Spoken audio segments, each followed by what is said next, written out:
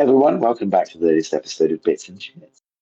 Um, we've got a really broad topic that we wanted to talk about today, and it's something that Reaver and I have been back and forth on over the years, um, and that's the conversion potential of Warcry War. Now, this is a very topical matter because tons of Warcry warbands have just been decommissioned from the GW and put onto the last chance to buy. Um, we'll kind of touch on that a little bit because it is relevant to the conversation, but it's not our reason for doing the episode. The reason for doing the episode is because these are really varied kits that have a lot of potential in them, both to have surgery done, to use individual bits, but then also for you to just go with a really distinctive aesthetic for some human slaves for a regiment of marauders that you're going to ally in, or whatever Chaos Dwarf purpose you have. So, from that perspective, I think we want to cast a wide net and then think about what's useful. Warcry warbands are not the cheapest models in the world, you know, £3.75 per model on average is more expensive than a Space Marine, but they are distinctive and unique sculpts that often have interesting, complex concepts that are not normally interrogated in GW mainstream ranges. So, from that perspective, they offer a lot of options, both for a converter and for a kit basher. Fortunately, we've got one of each of those on the show today and every week. So, Reaver, you are a fan of a number of Warcry warbands. Where would you like to start our conversation? Sure thing. So, important context here, as anybody on the broadcast would be happy to point out, that Games Workshop has explicitly been tailoring their new releases to my tastes in the last few years, including Tyranid releases, uh, tangentially Kroot through Tau releases, and of course, most importantly, the Tomb Kings. And to date, if you count through the time span of those releases, I have still purchased more Games Workshop Warcry models than the combination of all the others combined, which is 0 models. So that's not hard to exceed, but it's worth noting that I've definitely been picking up Warcry shit boxes, as Chitz will say, over on eBay through these years and using them for conversions. And I do think, as Chitz mentioned, there's plenty of good potential here. I think we've seen some of them on the forum, not just from me. Yeah, I think that there's quite a few here worth noting, and then plenty of no particular note whatsoever. So we'll try and hit the highlights for what might actually provide a little bit of use. I will say that out the gates, the general trend will be there's probably a few things in there for you and some things you could consider selling in each of these boxes, or completely cut them up and just use weapon bits or whatever. But that's generally the trend, at least of the ones that I've used so far. I've been kind of fencing some of the remainder. So yeah. So now obviously there's Horns of Hashut, and we will start with that because it's not even in my top 5. Chitz has been a avid user of Horns of Hashut bits, probably the most prolific on the forum, and we'll see a lot more of that with the Iron Warriors project. But notably, I think it's really not the greatest kit, even for Chaos Dwarf collectors, despite the theme. I don't know if you have anything to comment on that, given how much you've used this kit, but I'll let you have Just that. for the record, guys, I've alluded to the story before. Many of you have heard it. It was when they were released. I wanted one. I wanted to do Votan conversions with them. I knew that they'd be useful. I thought they were a bit weird. I wanted one copy of the sprue so I could use the helmets, right? Then they're wacky helmets. I don't like them that much, but one or two of them might be good. So I went on the internet, went on eBay, and some scalper had bought, 20 boxes of Rotten Ruin, as the Warcry box was called, and he put all of the sprues up on eBay as auctions. And I bid on all of them, I bid low numbers because, I just wanted to sneak one for really cheap. Be like, I only paid £15 for mine, and they retail for almost £40. So I bid on 10 different eBay listings, and I won all of them. You are a degenerate. And so I ended up with 100 Horns of Hashut miniatures. Now, I've disposed of them via various means. Fundamentals, working with, I've definitely assembled more sprues of this easily. There's nothing wrong with a theme, but they force the theme so hard that they have some design elements that look ridiculous. So, for instance, why do they have pierced nipple? Well, their nipples are pierced because you put a ring through the nose of a bull, and they've got a lot of bull rings going through, their nipples and bits of their armor, loincloths. And that is just an aesthetic that's very hard to get to blend into the rest of your army. The other thing I would say about them is that several of the models are enormous, like Stormcast size, Primaris Marine size. That's very silly. Even for a leader of a Warcry warband, they should not be like towering over these super soldiers, right? Because they're just supposed to be a guy. And the last thing I would say is love it or hate it. Whatever you feel about the helmets will make or break the kit. But even if you like the helmets, I feel duty bound to inform you that you get three totally useless bits of chaff in every box. You get these three guys who are just like holding, I don't know, manual labor implements and wearing bits of cloth, and they are the least useful miniatures ever because they're all holding these weapons in these weird poses, and then as a result, they're pretty hard to kit bash out. This isn't the worst kit for bashing, but I also think you either take a look at it and love it or don't. And I don't, despite having used it to do other things. So I made some Dark Mechanicum models with them, for instance. But we do have one user on CDO who's built an entire army out of them using them as infantry.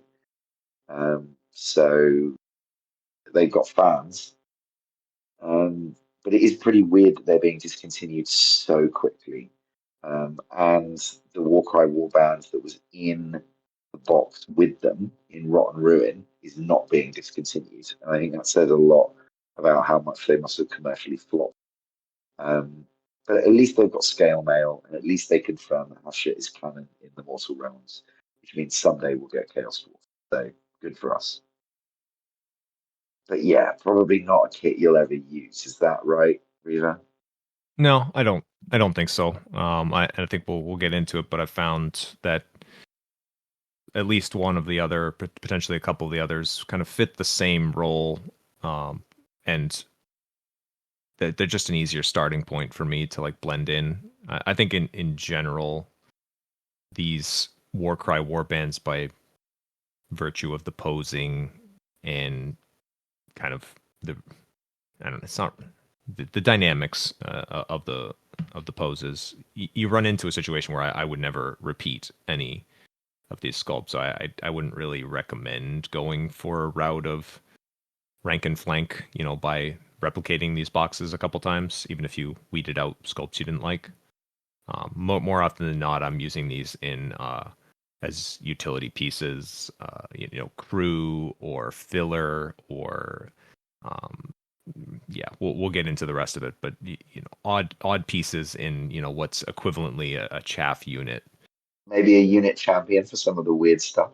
Yeah, absolutely. Yep, that's for sure. And you might get some value out of Horns of Hashut for something like a unit champion. I could see that.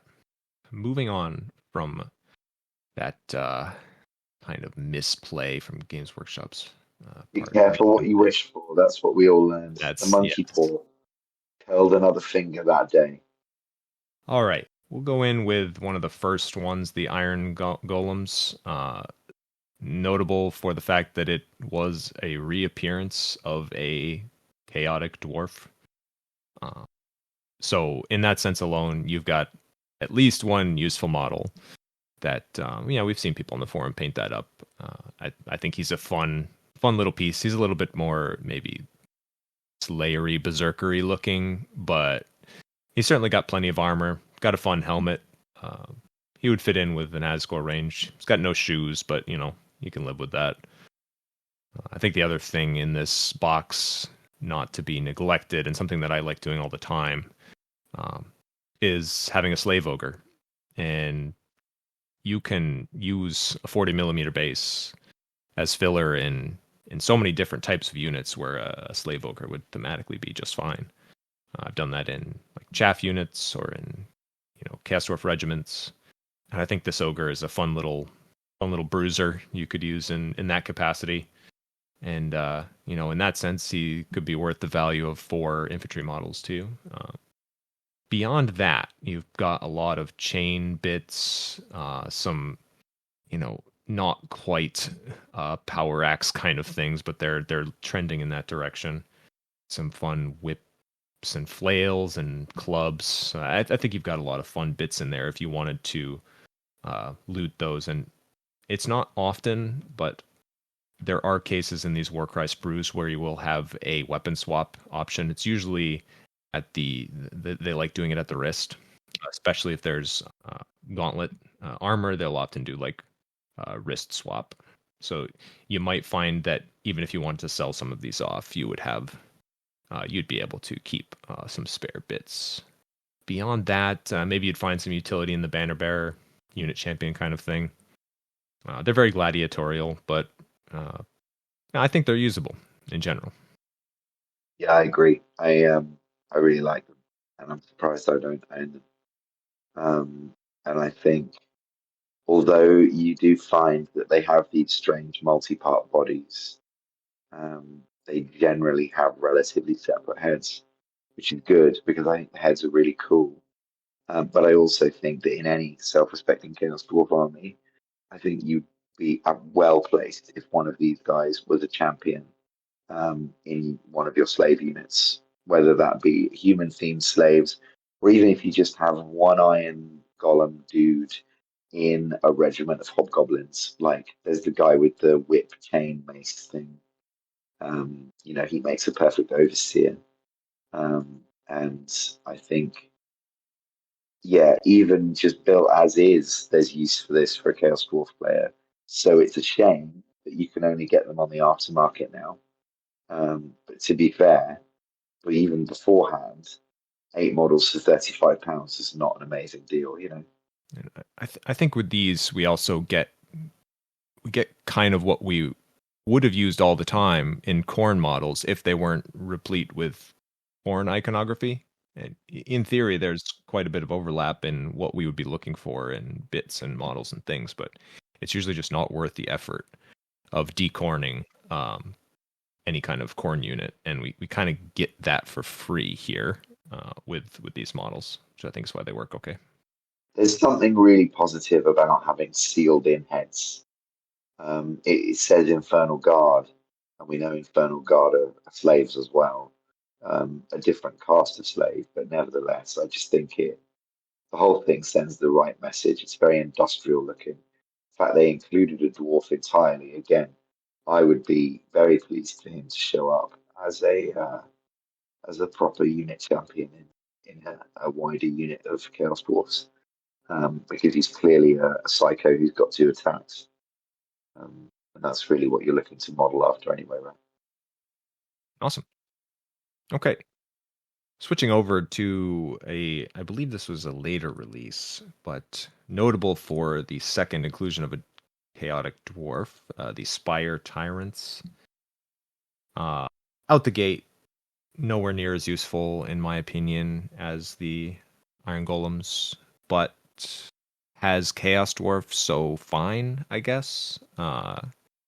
Beyond that, you're looking at very generic Conan Chaos Warriors with kind of weirdly placed armor, to be honest. Like the occasional knee pad with still skin showing below knee kind of vibes.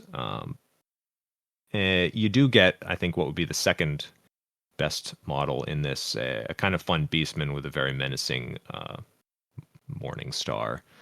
So you could have some fun with that in a chaff unit, I would say. But in general, I'm not looking to utilize these in too much. They're a bit too plain, a bit too generic. But there's definitely some weapons in here. You get a Chaos Dwarf, get maybe a fun beastman, who's got kind of some shackles that he's holding. So again, you're looking at put him in the back rank of a chaff unit. He could be a fun piece for that, but in general, not a huge enjoyer of this kit.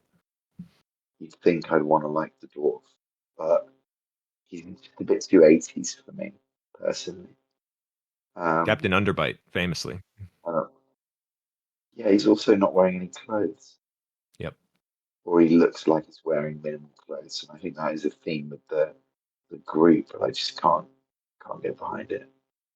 I do think that the best thing about the Beastman is that he's holding shackles. And I think if you put him again as an overseer into a hobgoblin unit, I'd be very happy because he's got his massive morning star that he could use to kill anyone at any moment, and he's got slave shackles, which indicate that his job is to keep the hobgoblins in line. Chaos cop style.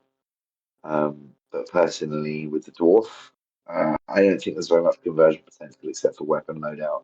Like, you can't snip his head off his beard, and he doesn't assemble in a particularly flexible way. He's not wearing any clothes, and I can't be doing with that. Yep. Enough said about that. Maybe you could find something there, but I do believe this one is also going out of stock at the moment and probably in perpetuity. So good luck with that if you're interested in Captain Underbite and the Beastman. Moving on from that, this one's a bit of a niche pick, and I'd say mostly a Bitz salvaging operation. So have fun finding an enjoyable price point for this advice. But the Scions of the Flame, not something I've picked up, but it's always been on the radar. They're definitely your aggressive meat men and meat women warband. Not with any particular iconography, again, of one of the four major gods. So it has that bonus where most of their iconography is flame based, which is kind of fun for Hashut based Chaos Dwarfs.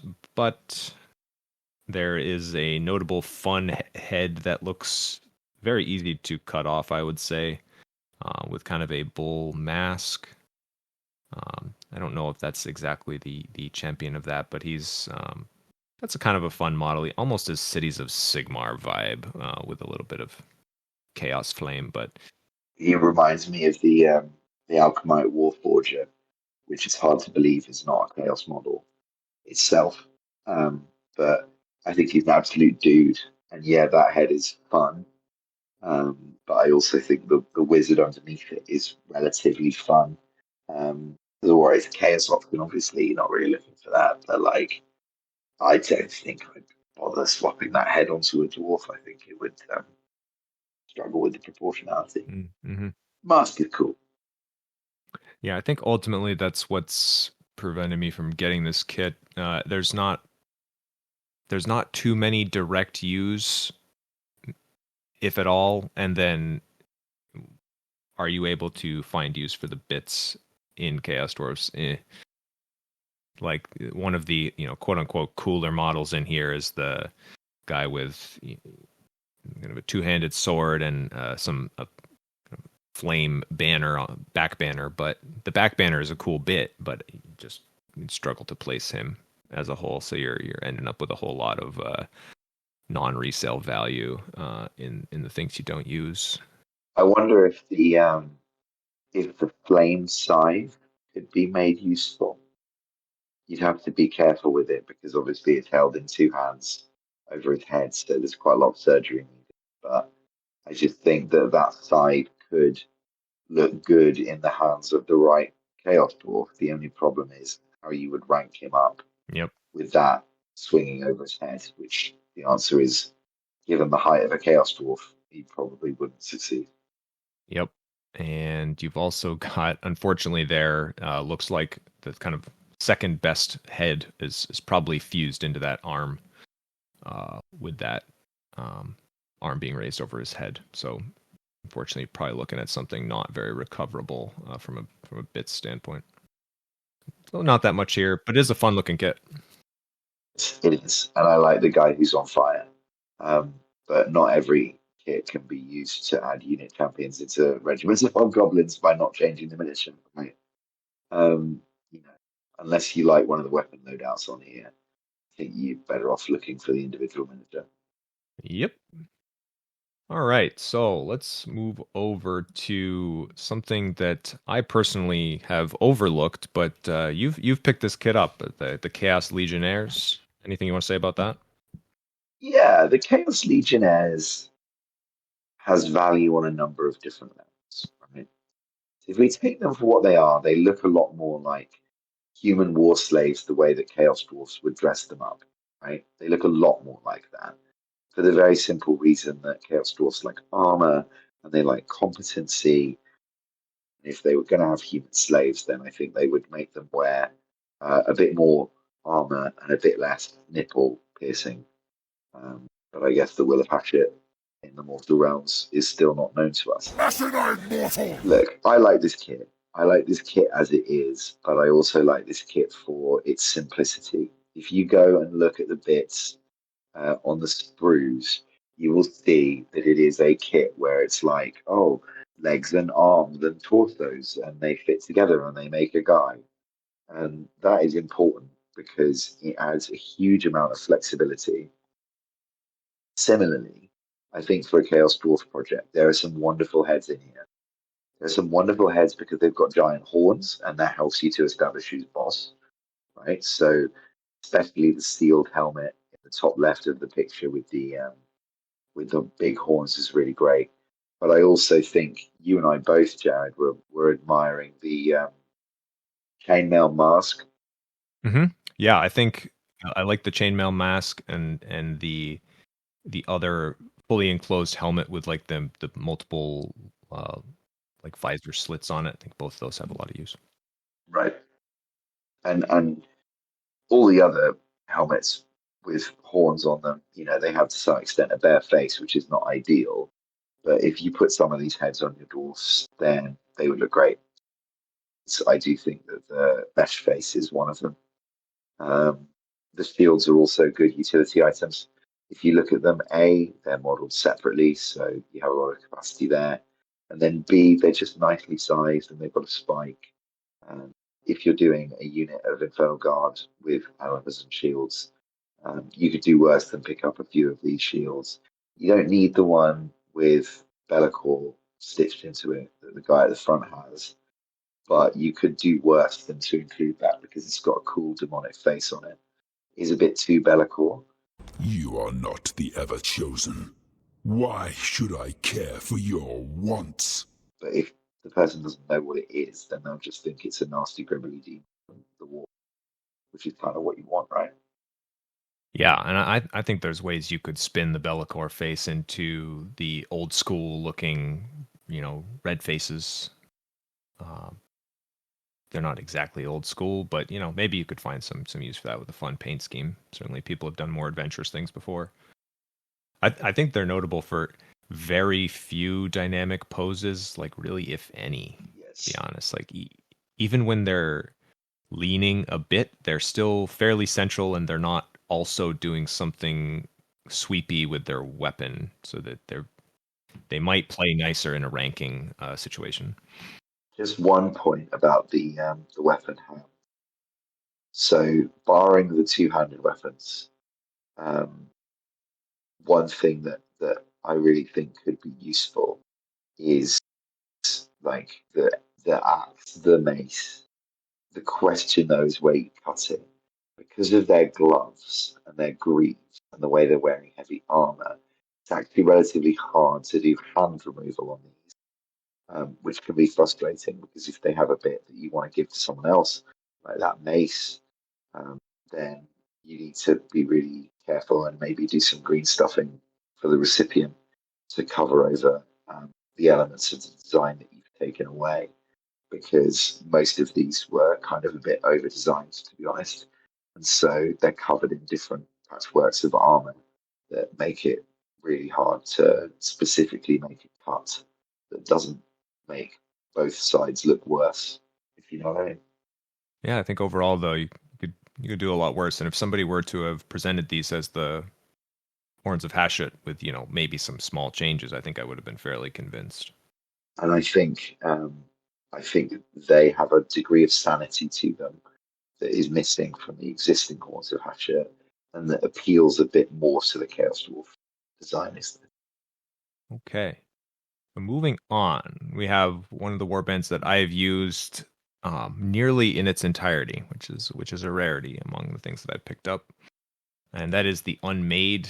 Again, out of production at this time, but barring a few unfortunate dynamic poses, these are not your meat men of classic Warcry. You have very skinny, emaciated models with already shackles, chains, what you would call like a Skaven like man catcher. You have some very good aesthetics for a slave regiment. I've used these for herders in my familiars for the most part, as they have kind of prods and sometimes like built-in prods or grabbers into their arms. So they have a lot of fun bits. Their kind of deal is that their faces have been flayed off. They wear those faces as belt buckles, and then they have a mask fused on to their face. It's a fun, I think, grim depiction that I think fits pretty well in slave regiments, and you can, at least I've found fitting multiple in a regiment to be kind of a fun way to go about it. They definitely have a strange champion that I've not found a use for yet on Mega Spring stilts with kind of hook blades in fused to each arm. So great, I guess. The headpiece is neat, and I want to try and find a way to use that as a grim big hat. I just haven't quite figured out a good use for it yet. But other than that, like very large model, I did some minor converting on these to mutate a few of them. Used the ones that were in kind of reasonable poses out of the box and just painted them. But I think they're fun. They have good signs of being a servant, and yeah, I think they're just useful, and they're not your standard ripped meat men. So it's been the only box I've found like pretty universal use for.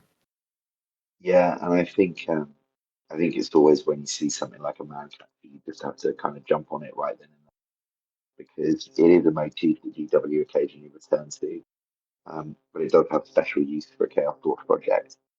Um, I think one thing that I find really interesting is the halos. Um, would you consider taking the halo with you if you did a head swap, or use the set of these heads as something for another unit? Because I think it's an integral part of the visual design, but I'm never sure whether I think those kinds of things are good embellishments or pointless, right?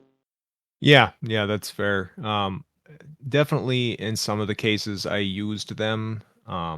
There's one case, I think it's the kind of the second champion, like the second in command there, and that's more integral to the helmet. And I kind of like that one. I'm not as keen on the rest. I don't exactly remember what I did with all those. I may have kept it on those. Those are kind of like the mid rank, or the higher level infantry, and then the guys without them are the low level infantry, at least in the Warcry kit. But yeah, they're okay. I think I salvaged a few for other uses because they're, it's a fun Chaos Star if you place it somewhere else. But yeah, kind of indifferent. Yeah, I think Stilt Man is so totally himself. it can be a little bit difficult to imagine a future for Stiltman that, Hmm. doesn't turn him into a centipede. But have you had any concepts? Have you flirted with any ideas about what to do with him? I've really not with the actual body itself. Like, fortunately in this case, the hood and cowl and mask, all the way down to the belt buckle, is all one piece. So you could clip the belt buckle off fairly easily. But that is kind of angled from back towards front, so you can use that on most torsos. And if it doesn't mesh seamlessly, you have a cloth seam line to cover, so you could just kind of put any old ragged cloth and you'd be able to blend that through just fine. So the head is like weirdly fairly swappable onto other things. So I've not really felt any need to go with something adventurous for the stilts. And it's like it would have to be filler based on how big that is, and I don't know if I really want stilt filler. Yeah, I hear you.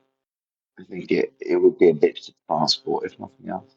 Yeah, fragile, and I'd probably just prefer to salvage the arms too, with those sling blades. So I think it's going to be a Bitz project, to be honest, but I could see it coming into play with like some kind of grim, like Hobgoblin Khan kind of conversion, where he's got the mask and then the skull on top. I do like the model, but maybe just for its pieces and not for actually using it in any way. Yeah, its day will come. I think so. Find something for it. It's always a use for tall headgear in Chaos Dwarfs. There will be a day when it gets used. Yeah, I guess last comment. There is a flayed face. One of the models has an option where he's lifting his mask up and you have a fully flayed human head, which I've blue stuffed that, and that is yeah. I've actually blue stuffed the mask and the flayed face. So you have some, potentially useful pieces, and if you don't use that flayed face, you've got that just spare bit, which could be useful for something like Mikey's dissection table, or something like that. All right. Moving on, we've got one that actually both of us have in our collection.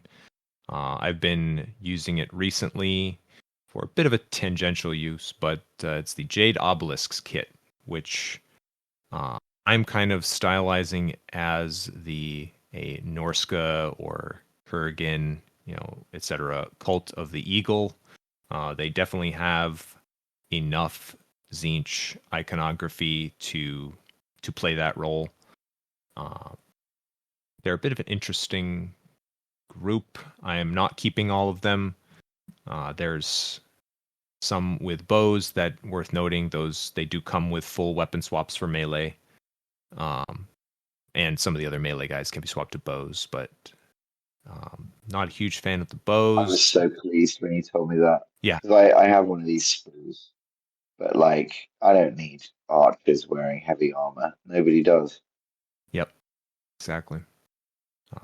But yeah, they've got great kind of studded armor. I think the armor aesthetic as a whole, there's only a few sculpts that I don't particularly like.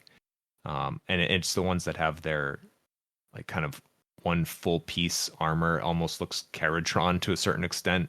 The ones that have it broken up and segmented, I think, look much better. But I think there's really only one sculpt that kind of fits that category. Yeah, they're not too dynamic. You get a fun burb for the animal enjoyers.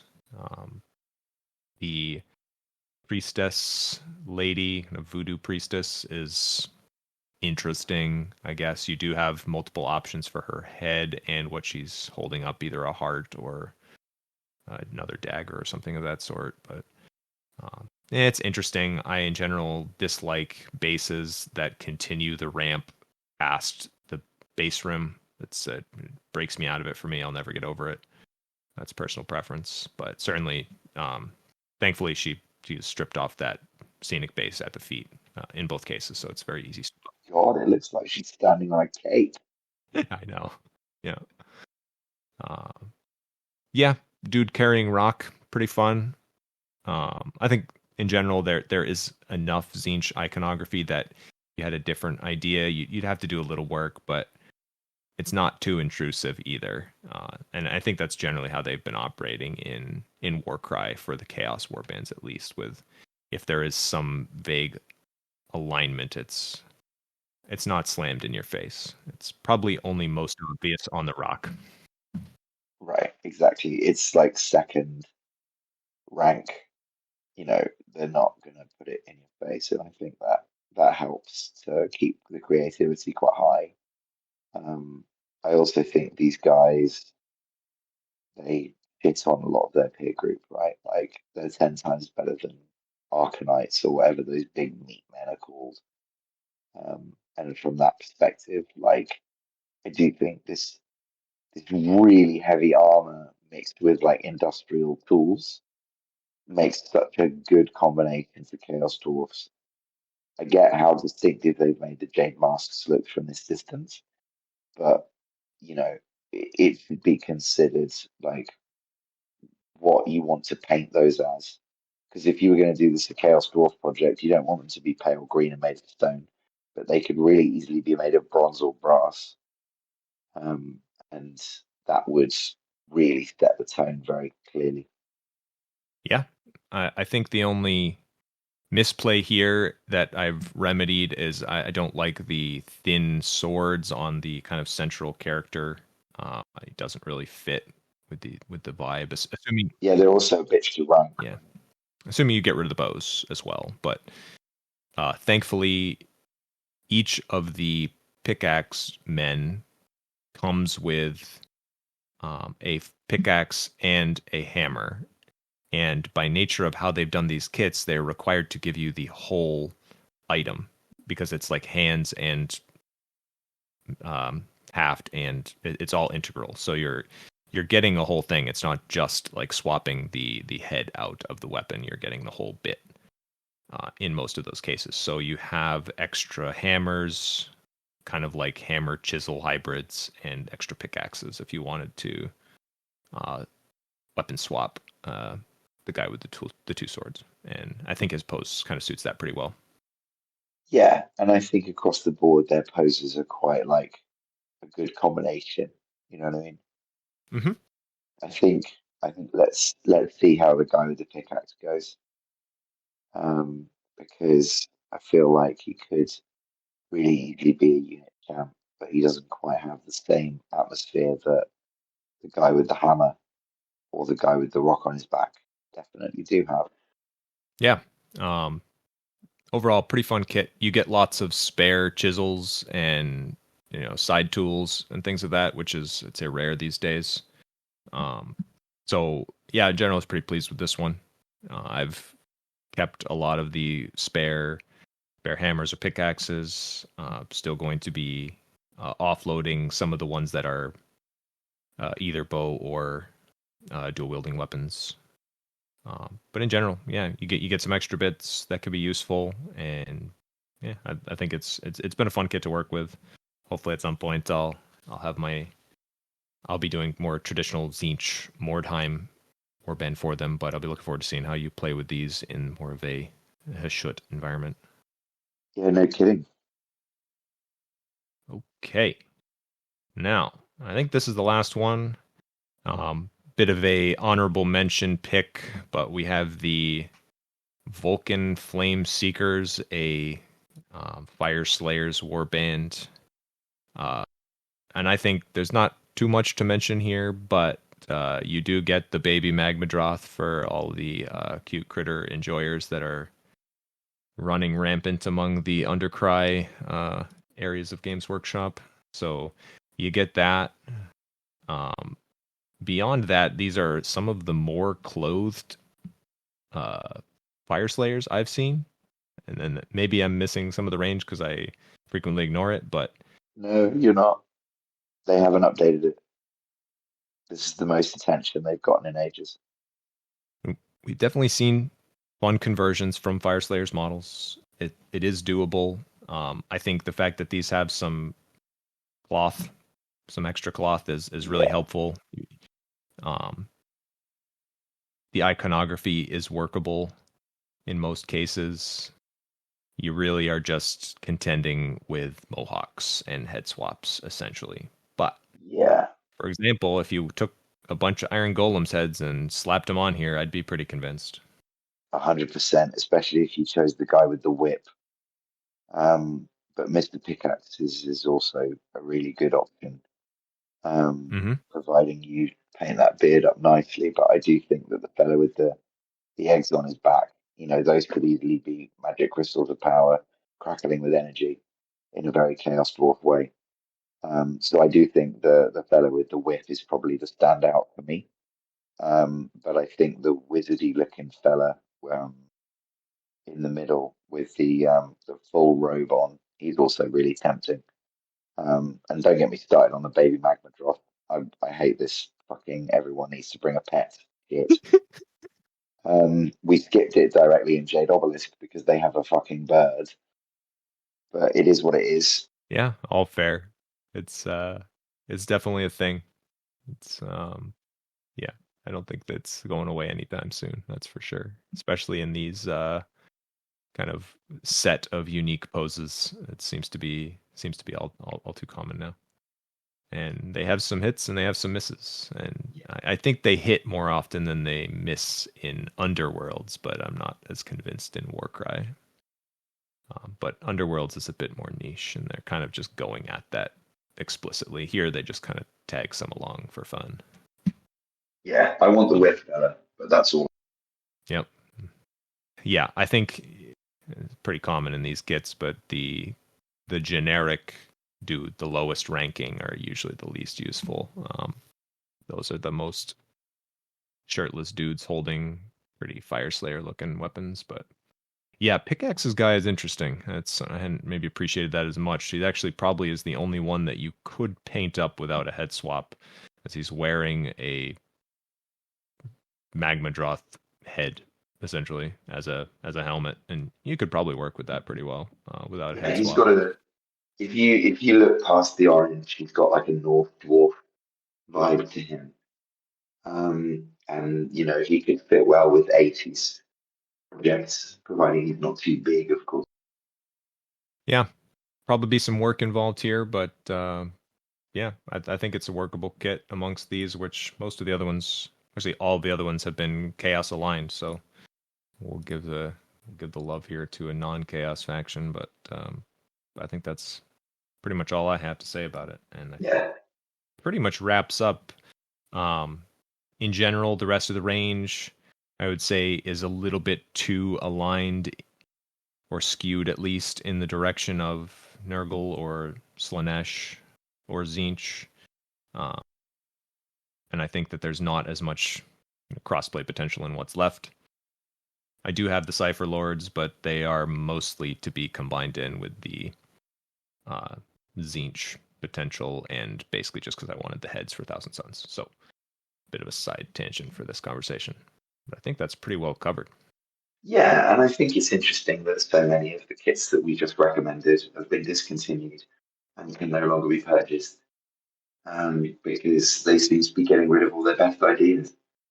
Yeah, I think pretty universally here. Kind of running out of time on those. They are getting rid of some of the others, like the spider dudes and the snake dudes and the crow dudes and the generic beast dudes. But regardless, yeah, take a look. We can share a link to the Warhammer community article if people are unaware. Covers the various Age of Sigmar related range omissions for the future. So keep an eye on that.